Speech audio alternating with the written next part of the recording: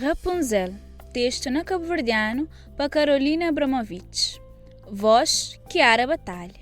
Vez tem uma mulher prenha, que falasse marido me escreva como bataraba. Casal, ta vivia perto de chão de feiticeira. Homem, que podia resistir desejo de sua mulher, e começa também a de bataraba na horta de vizinho, durante a noite.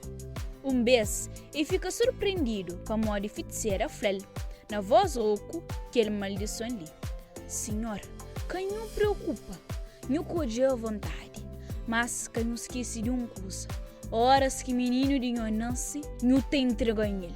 Meses depois, o homem estava obrigado a cumprir aquele ordem. Canto que se filho fêmea nasce, feiticeira vai tomar menino, e é do nome de Rapunzel. Canto que Rapunzel completa 12 anos, feiticeira tranca na alto de torre, sem porta e com janela pequenote. Menina prende canta com chota de mato, que era seu único amigo. Durante aquele tempo, seu cabelo preto cria e fica comprido e forte. Toda hora que feiticeira creva subitore, e te gritava: Rapunzel, julga bugrode. Menina bonita te desenrolava seu cabelo, que era tão comprido que te tocava chão. Num dia bonito, príncipe ouve Rapunzel ta canta e fica admirado com a graciosidade de sua voz.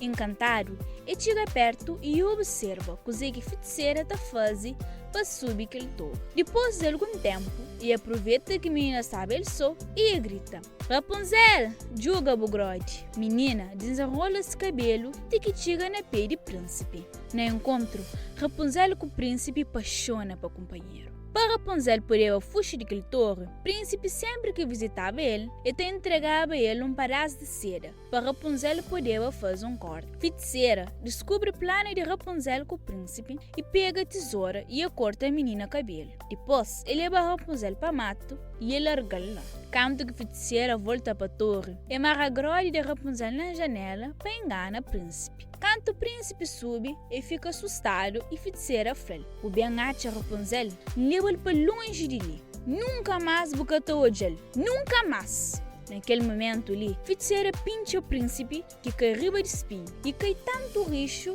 que ele quer ali deixar ele céu. Jovem, levanta e começa a andar com dificuldade. Para mato, te pensa na secreção. De repente, eu ouvo uma voz que já conhece. É a Rapunzel ta canta, esbraça o companheiro. Lágua de menina cai no olho do príncipe e príncipe vira ta olho do vez. Rapunzel, com o príncipe, casa com o companheiro e vive feliz para todo o tempo.